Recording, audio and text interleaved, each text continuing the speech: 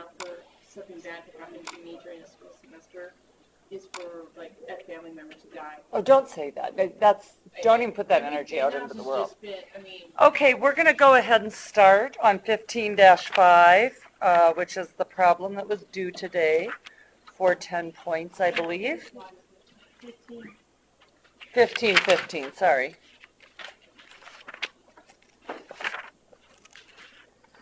So the problem reads, you have just been hired as a financial analyst for Lydex Company, a manufacturer of safety helmets.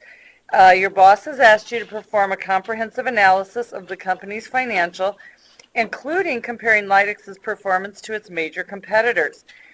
And the company's financial statements are as follows. So we have a comparative balance sheet, prior year and current year. We have a comparative income statement, prior year and current year. They give you some ratios of like-kind companies, some liquidity ratios, some debt management ratios, some marketing ratios, and says during the current year, the company introduced several new product lines and raised the selling price on a number of old product lines in order to improve its profit margin. Company also hired a new sales manager who's expanded sales into several new territories. Terms are as follows. And so this is a pretty big bit of homework, huh? I mean, you had to do all these ratios. Then they wanted your balance sheet and income statement common sized. And then they wanted you to comment on what you'd done. So let's start going through the ratios. The first one, so they want you to do the ratios for both years, is working capital. So without looking, I'm just going to go around. I can start with you if that's okay, Mel. What is working capital? Working capital is the assets minus current assets minus current liabilities. So basically I can go pick up those numbers pretty easily on my comparative balance sheet. Wait. What am I doing? Oh, I thought it said required. Why is that not A? Because it's down in part 3. Huh? No, it says required, 1A, the amount of working capital on the top of page 708. Or did I? Oh, I flipped. I'm sorry. I flipped the page. Okay. No, my bad. The first thing they want is times interest earned. So let's try this again. I've already picked on you, so I'll go. Are you just getting organized, Tirsa? Yeah. Okay, Sherry, what is times interest earned? I'm going to have to look on that one. I don't have that one quite memorized. It's EBIT divided by... Okay, and what does it show us?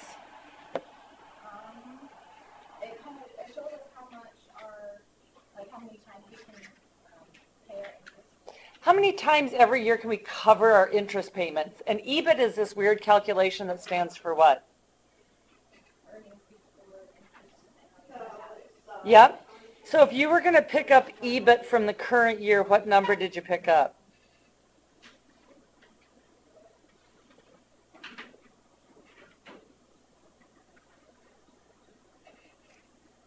Anybody?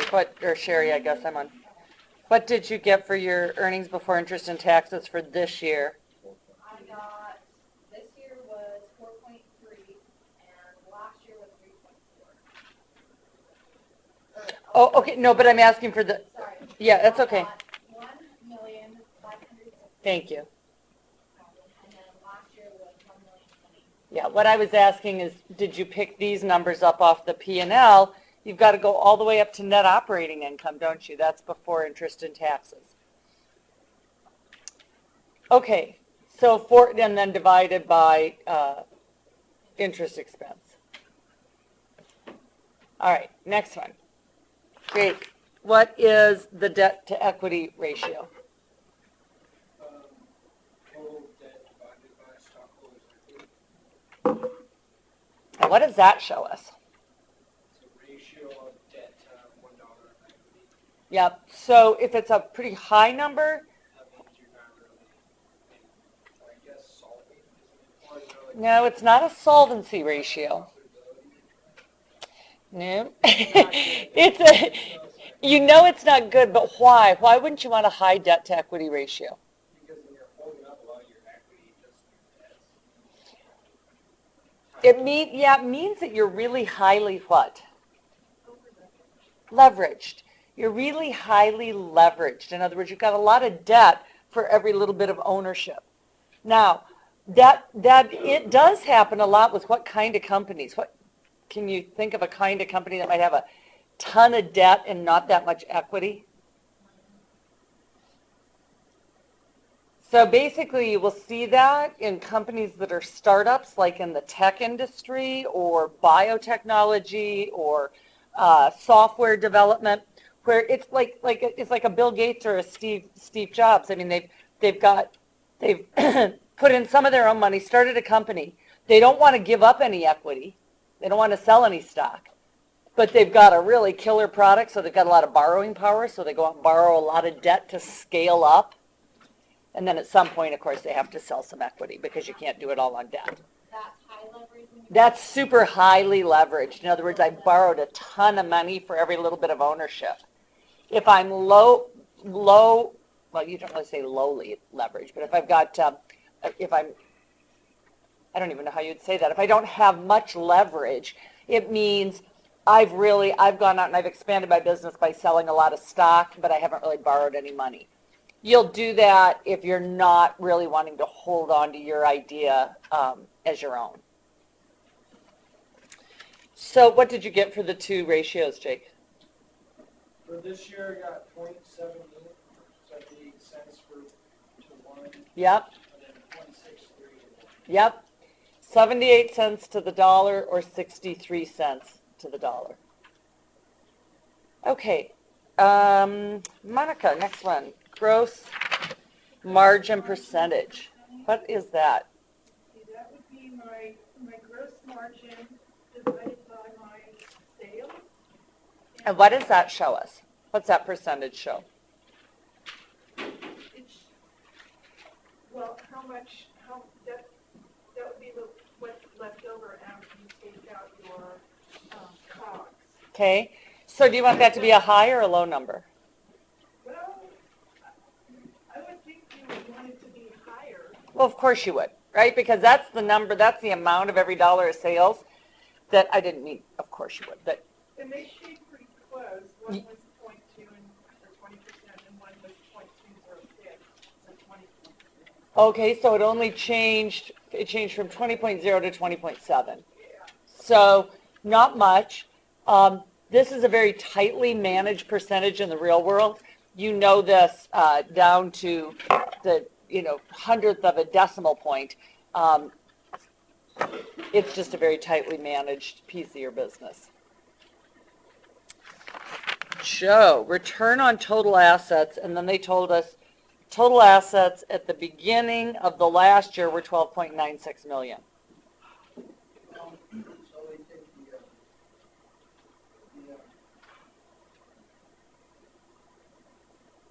Whenever we see the word return, what does that mean? Right, so an account, yeah, exactly. It's the percentage you get back off of your assets, your investment in your assets. But what I'm asking is when I use the word return, that either means one or two things. You can go and pick up what right away? Net income, I think. We can go straight, that's my return, right? Yeah, so I just took the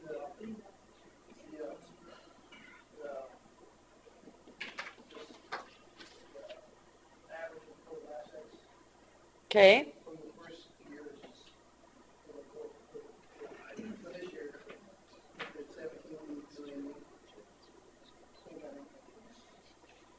I took the 17,100,000 plus the 15,100,000, the first average, and I took the 1488 plus the 4,960, the second average. wait, I'm not, am I, oh, you're right. No, I'm sorry, I'm looking, once again, I'm on the wrong page. It's really challenging me today. Yeah, 17.1 plus 14.88 divided by 2. And then the last one is 14.88 plus whatever that number was they gave us for beginning. Yeah, 12.96 divided by 2. The only thing that's interesting about, or not interesting, but the only thing that's kind of tricky about this one is what do you have to add back to the net income? That's interest. That interest times the tax rate. You have to add back the interest times the, or I'm sorry, the interest times your after-tax yield. In other words, 1 minus the tax rate. So my tax rate was what? Or 0.3. Where do they tell us that?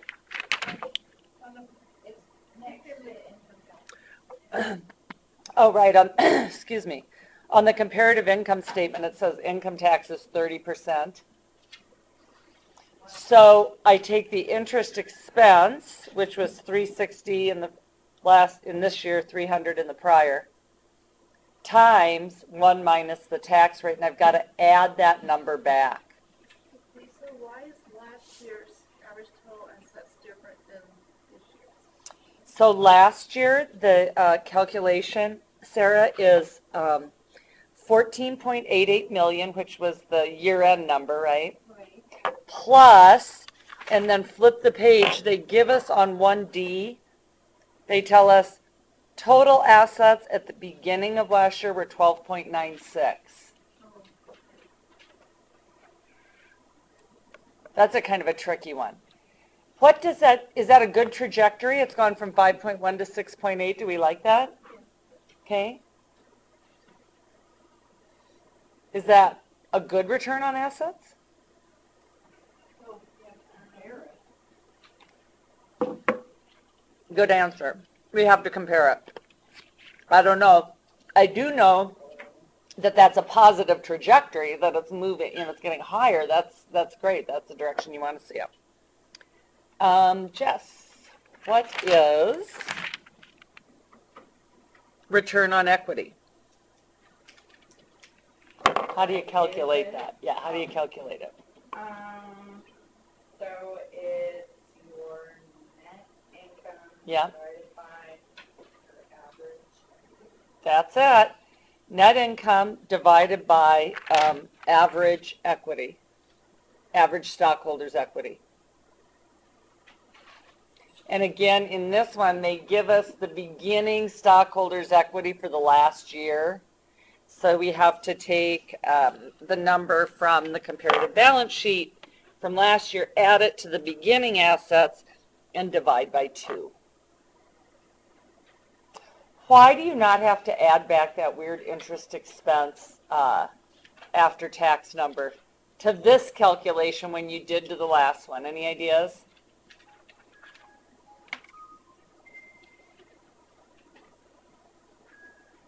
Because the other one is, that the taxes is based on assets, and this one is based on net. Not perfect. Right. So basically, it's a little more complicated than that, but you're heading down the right road. In the return on total assets, we have to add back interest expense because they're saying we want to see what the return is without accounting for the fact that you finance some of your assets with debt. You really don't need to know that, but just if you're wondering why in one you added it back and the other one you didn't, that's the rationale. Okay, F. Harry, what did you, is the company's financial leverage positive or negative? It's positive, but it's below their competitors.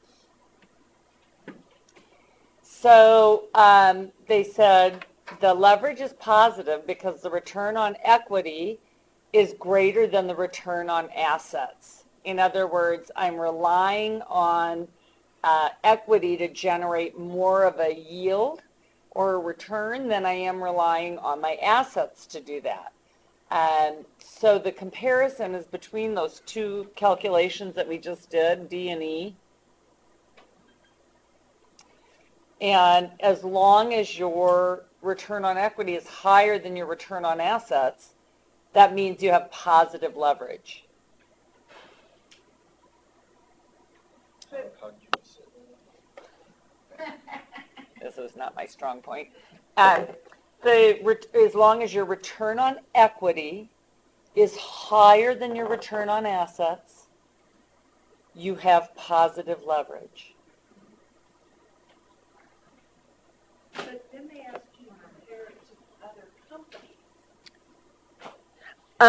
I don't think they asked that until the part. No, they didn't really ask that. Okay, well, I guess I missed it, because it says begin, catch all these things, and then, okay, I misunderstood that, because I was comparing it to what the return on equity and return on assets and debt to equity is at the bottom where it's got the other companies, the average company. Right, and I can see where you would have done that. Right now, they're basically just asking for your position. Is your position positive or negative from a financial leverage standpoint? Okay, Sarah, you decide next to assess the company's stock market performance. Assume that Lidex's stock price at the end of the year is $72 a share, and at the end of last year it was $40. Wow. That's the kind of investment I never make, but it would be a good one to make. For both this year and last year, first off, compute the earnings per share. Sarah, how do you do that? Take your net income and you divide that by your outstanding common stock. Okay, the only thing that's tricky about earnings per share. You have to take out preferred, if there's any preferred what? Any preferred stock, like any preferred dividend. Dividends. Any preferred dividends. Net income minus preferred dividends divided by average number of common shares outstanding. So let's see if we can find those numbers. So what do you see, first off, what would you scan the P&L and the balance sheet for, or the balance sheet for first here before you start this calc? Net income. Yep, so I pick up my net income. Then what do I look for on the balance sheet? Do I have any preferred stock? Do I have any preferred dividends? Do I? No, but I could. We did in Marlea, didn't we? And you had, but you should be able to handle that. You have to go look at the equity section and determine, and honestly, you guys, like when you pick the ratios up on the exam, I would go take a look at the company and kind of go line item by line item and figure out things like how is it capitalized? Does it have preferred and common? What's going on in the company before you jump in and start calculating? I didn't have preferred dividends here. I'm going to divide by the number of shares outstanding. How did you figure that out? You divide the 7,800,000 by the par value, just the $8 par value. Yep, so the $7.8 million in the common stock account, $78 par value, that means there was 100,000 shares. Therefore, my EPS is $8.40 and $5.04.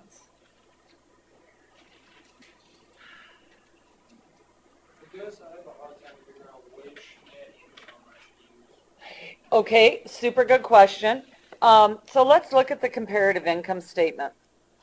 Is there more than one label actually called net income? Well, no, not just, well, see, I got confused, 'cause I use net income retained rather than just net income above common dividends, because I didn't know if I needed to take out the dividends before. Okay, so what does this ratio show, or this dollar per share show, Jake? Just how much your income is coming Go ahead. from shares. Yeah, from each share of stock, right? Does it mean that's what I'm being distributed? No. So really it's saying if I own common stock, how much potential earnings is being generated? And then you can compare between other like-kind companies, right? And obviously as an investor, you want that to be a higher number. So the only thing that comes out of that net income number is the amount of the net income that could go to the preferred shareholders first. So they're saying, what, 840 is going to, 840 is how much is available for common shareholders, because there is no preferred. per share? 840,000 is the total amount, right? And then when I divide that by the 100,000 shares, yeah, it's $8.40 per share. It doesn't mean that's cash. It doesn't mean that's the dividends. It's just it's a number that you look at to determine earnings potential. So the next one then, Mel, I'm back to you here, is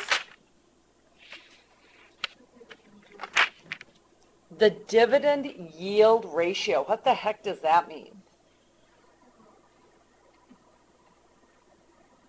I don't know exactly what it means. I don't know how to find it. Okay, what's the calculation, and then we'll talk about what it means. So I took the common dividend, Okay, divided that by the, when you take the 7,800,000 divided by 78, it gives you 100,000. So I took the 3,600, or 368,000 divided by 100,000, got 3.6. And then I divided that by the market price per share. okay, How okay. did you get the market price per share? They gave it to us. It's right there, page 70. On number 2 in the introduction, it said the market price at the end of this year was $72 and last year was 40. Okay, I missed it. I did. That's okay. There's a lot of data here. Can we go back over to how the dividend per share is?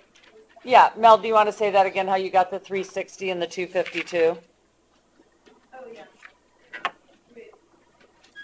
Yeah, so for the 360,000 was the common dividend, and I divided that by 100,000. And the reason I did that was because the 7,800,000 divided by 78 gives you 100,000. Excellent. Gave you 100,000 shares. Do you see that, Sherry? So 360 grand divided by 100,000 shares. I got excellent job, by the way, Melanie. I got $3.60 per share. So now let's talk about what this shows us. Tirsa, you want to take a shot at that? No, what this dividend yield ratio shows us, 5% and 6.3, it went down. Do I like that?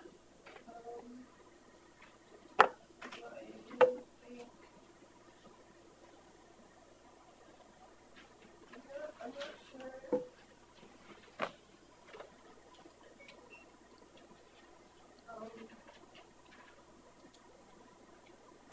You think I want that to be a high number or a low number?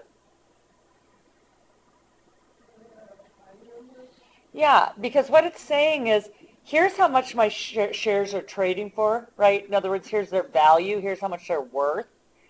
And based upon that, how much are they paying out or yielding a common shareholder? So what happened to the price of the stock in this company? God, it almost doubled, didn't it? It went from 40 to 72. Their dividends went up significantly from an absolute dollar amount, right? 252 to 360. But as a percentage, it dropped. This is not alarming to me because the stock price has gone up so much, hasn't it? And that could be like the balloon effect, and it may either just come down on its own or it'll. Sure. Or, I mean, it could be one of these, companies that we have these love relationships with on in the market that just keeps going up and up and up and up and up, and you just can hardly believe that it's continuing to climb. But they do, and we're seeing that in tons of these high-tech startups that have done their IPOs. What's an IPO?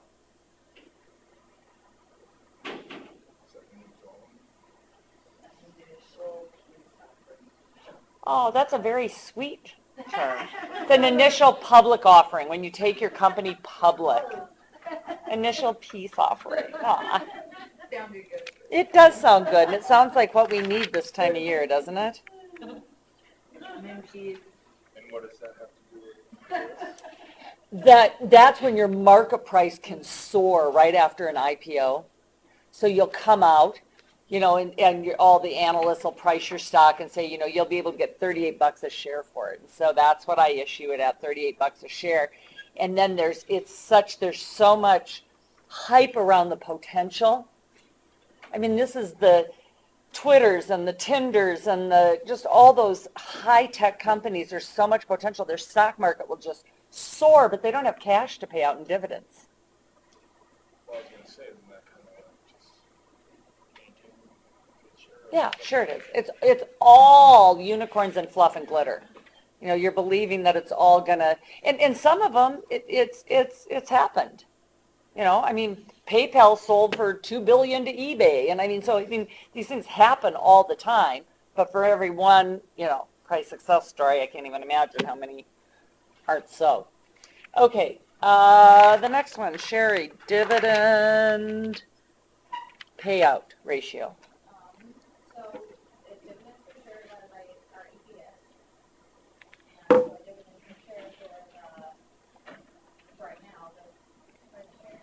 Yep. 3.6, and then EPS we got 8.4, so we divide those and get 43%. And then last year was 2.52 divided by 5.4, and that's 1%. So this company, wow. So this ratio, do you want this to go up or down in general?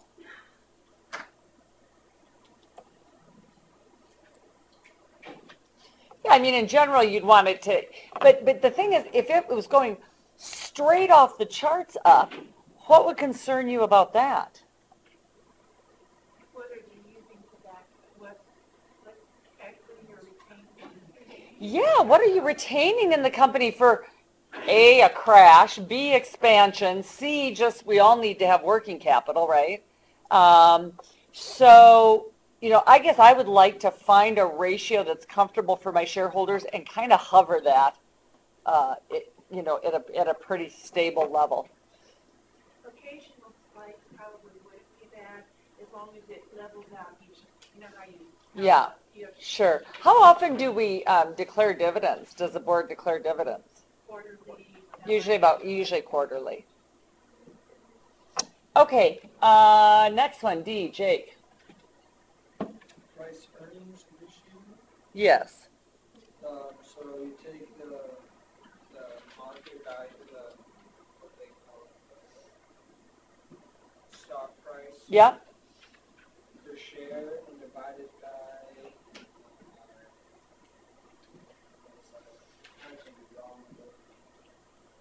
divided by your earnings per share, and then you'll get your numbers times. Okay, so the nickname for it is PE ratio, right? And it's basically an analysis of what to what? Stock price to earnings per share. Yeah, what your stock's trading at compared to how much earnings is embedded in each share of common stock. What about this number? And then it asks us, Jake, to compare it to other companies. What are other like-kind companies doing? They were doing 10 times, so their stock was 10 times, is that price, their stock price is 10 times what their earnings. Right, so how does that compare, so you're looking at these other stocks that have P ratios of 10, or Lydex. What does that say as an investor? Or what does that tell you as an investor, potential investor? Huh? You're probably, you've got more faith that the other companies are going to do what?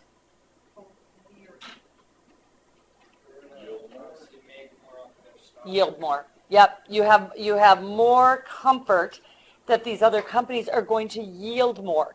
However, if PE ratios get too high, I don't know much about the stock market at all, and I'm a very, very novice investor, but I do know that's one of the things that I look at immediately that I'll calculate if I'm looking at a company. Why, and what do I compare that to? So the PE ratio is 25. Does that make me uncomfortable? Didn't you tell us earlier that it should hang around 15? I said historically the market's been about 50. If stocks have really high PE ratios, what might that mean? They're trying. It's overpriced. Yeah. Yep, it's overpriced. There's a lot of, it doesn't have a ton of earnings, but it's got a pretty high price, which again is indicative of lots of, newly IPO'd companies. There's a lot of buzz around them. Everybody's excited about them. Okay, what do these guys say? Notice from the data that the typical P ratio is 10. Lytix is 8.57. Investors appear to regard its potential for earnings growth unfavorably relative to other companies. So that's basically what I just said. Okay, E, Monica, what is book value per share of common stock? How do you calculate that? I took my 96, which is 9.6 million, which is my stockholders' equity, and divided it by the shares, or the common stock shares, which was 100,000 shares, and came up with $96. And then for the year before, I did the same two values and came up with $91.20. Good. What does that show us? Yeah, I mean, because I missed the actual market value, but looking at the market value, where it said the stock shares were 72 and 40, that seems to have fluctuated. Can you really compare book value to market value? No. What does book value mean?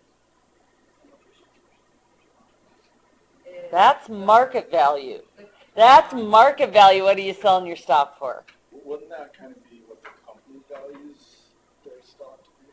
Not even. I don't even know what it means. Book value is just some numbers I pull off my balance sheet. It's what's in my equity divided by the number of shares I have out. It has absolutely nothing to do with the value of my stock, my earnings potential. It doesn't even have anything to do with what I originally issued it at. Yeah, I don't know what I do with it.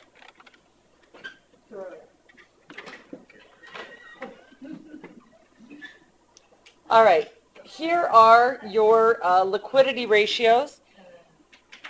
Working capital is an absolute dollar amount. Current ratio, current assets divided by current liabilities. Acid test ratio. AR turnover and inventory turnover.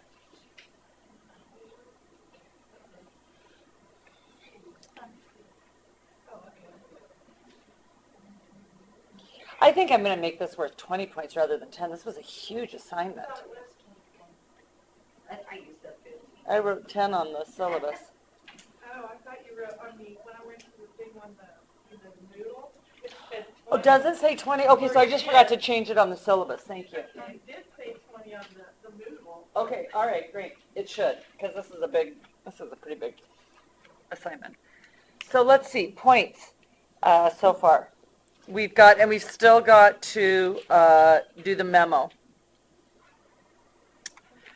1, 2, 3, 4, 5, 6, 7, 8, 9, 10, 11, 12, 13, 14, 15, 16, 17, 18. I guess the logical thing to do is to give yourself a point or a half a point for each year, each ratio.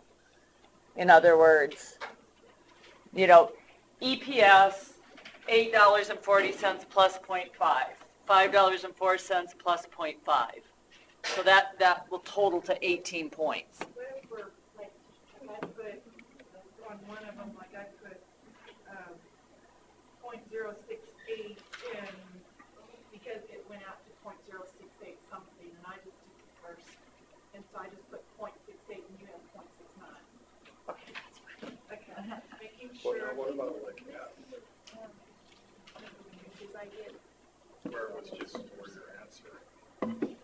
Okay, just let me go with Sarah and then I'll look at that one. Go I ahead. just needed to see what the correct answers were for 3. For 3. Yeah. number F, 1F. So that's a point. Just one. Each of them are 1 point essentially. But not 1 point for each year. It's one. So 1A is 1 point. Half of that's last year's, half of that's this year's. If it's something like 1F where there's not really 2 years, then there's just 1 point.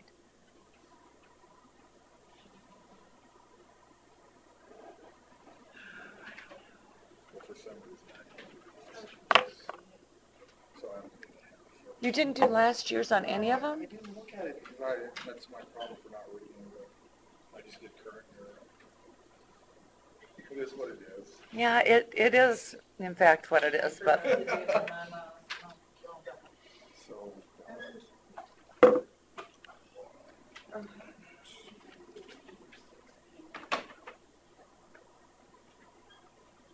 so what do we think should be in the memo? What's one thing that you think should be in the memo? Or are you guys still grading? Okay, go ahead and finish up. How much is the memo? 2. What was, oh, G, 3G. What's the normal for? Not The two things that I thought were the current ratio and last year's ratio held pretty steady. And it wasn't too far behind what the norm was. But the acid ratio test, or acid test ratio there's a huge difference between that and what this company was doing. I mean, at least as far as, I'm going 1.2 versus 0.938. So one of your comments was you felt that the current ratio looked pretty equitable compared to competitors. Yes, but not the acid ratio. So what does that mean? What does that tell you about the composition of current assets? It doesn't have where's your liquidity if you have to? Right, so theirs is below their competitors. Quick access to their, to compensate for their liabilities. Yeah, not so much to compensate for liabilities, but if you needed to access your current assets to pay your current liabilities. And then the other thing I thought was their cycles are way off. Okay, The cycle they have for other companies is 30 and 60, which gives you a cycle of 90. okay. Where these guys are at 128 and 143 plus. Yeah, that's Not, huge. why? Have they changed? Do they not have a varied clientele or varied geographical sales? I mean, are they stuck with like just 10 clients versus the competitors each have 20? That wouldn't impact it. That's a good analysis, Monica, that the operating cycle is way, way longer for this company than it is for competitors. But it's about two things, and this is actually that's a typo. This should say collection. So average sales period is 91.3 days, and then average collection period is 52.1 days. See, and that's why I put something is not right either in collecting of their accounts or how long it's taking them to sell their product. Right. So that means if you're holding on to inventory too long, what are you risking? You're risking it going out of date. Yeah, you're risking obsolescence. Obsolete, yeah. Yeah, obsolescence. I mean, some things, like if you have canned food, it's not going to go out of date and it's probably not going to spoil. I mean, at some point they obviously have some sort of stamp on them. But a lot of products, they're seasonal, right? So they're going to expire, and then just fashions and trends change. Well, also, are you tying up your buying power for Yes. other inventory? Absolutely. You've got your working capital tied up in inventory, so you don't have the ability to go out and buy new inventory, do you? Or investments or whatever. Mm-hmm. They talk about that the profitability, what number did they look at when they were analyzing profitability in the memo? What numbers do you look at when you're analyzing profitability?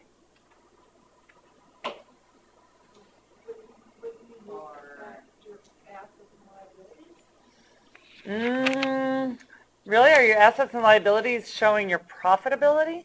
Oh, Return on total assets. I think you need to look at your things like your gross margin percentage, your return on assets, return on equity. And they say here, with respect to profitability, the return on total assets has improved between last year and this year from 5.1 to 6.8. However, my competitors are generating 9.5% ROA. and we're not. What does that mean? He said even if Vitus had no debt, if there's no debt in these two companies, their competitor is earning more. Yes, and not even so much, we don't know that they're earning more, but they're doing what? They're selling. They're using their more what? Yes, they're using their assets more efficiently to generate income, aren't they? And if you're not doing, I mean, those are the decisions, you guys, that you make when you're managing a business. How am I going to shift my focus on investments in different kinds of assets? And what am I going to do to generate a yield? Let me give you a good example. In the university, the prior administration put up something like 800,000 new square feet of bricks and mortar at this university. Is that where you generate a return in a university environment in the 21st century? No. More and more and more every year we have students going to an online platform. We don't need to invest in bricks and mortar. We need to invest in technology and Skyping and video conferencing and delivery of classes. You know, even this is very rudimentary, but I mean, we have very few people that even do what I do in here with streaming this, right? So in my humble opinion, if I'm trying to generate tuition dollars, it is not by building more buildings, right? So that's like a little example in our world, how you would look at that ROA number. And honestly, I mean, I don't know what it is for the university, but it's you know, it's got to be plummeting, right? Okay, and then the last thing that you need to talk about, so you need to talk a little bit about liquidity, you need to talk a little bit about profitability, and then you need to talk about market performance. How do you think they're doing with market performance compared to their competitors? There's really only one thing you can kind of look at, which we've already talked about. Which ratio is that? For what? Mm-hmm. It's earnings per share. And although I don't think they give us that for the competitors, what's the next iteration of EPS? PE ratio. You're gonna put the answers on the duty. I will. I'll open them up, sure. I mean, I don't have problems with the three, but other than that. What else do you want to talk about? Can I ask a question about chapter 14? Sure. So let me, just a sec. So 2 points goes to the memo. And really you should have mentioned 3 different things to get the full 2 points. You should have talked about profitability, which is those current and operating cycles, working capital ratios. You should have talked about market performance, which is the P ratio. And you should have talked about, liquidity is the current ratio in the working capital and the operating cycle. You should have talked about profitability, return on assets, and then you should have talked about market performance. If you talked about 2 out of 3 of those, you get the 2 points. So tell me how many you got correct out of 20. I talked about all of them, but I don't know if I got all of them. I'll take a look at it. Tell me how many you think you got out of 20. It's Christmas season. I'm feeling beneficent. And then with the top part with the ratios and percentages, what were they per number? Well, each line item is 1 point. So Okay, so if I miss, like last year's, then that's minus 0.5. right there. Yeah. Where's that little pad of paper with your drink Oh, I got choices? it, I'm sorry, I missed it. Okay, Joey and Jess need to still do that. What is it? Yeah, it's your morning drink of choice, and Perry told us his was Jack and Coke.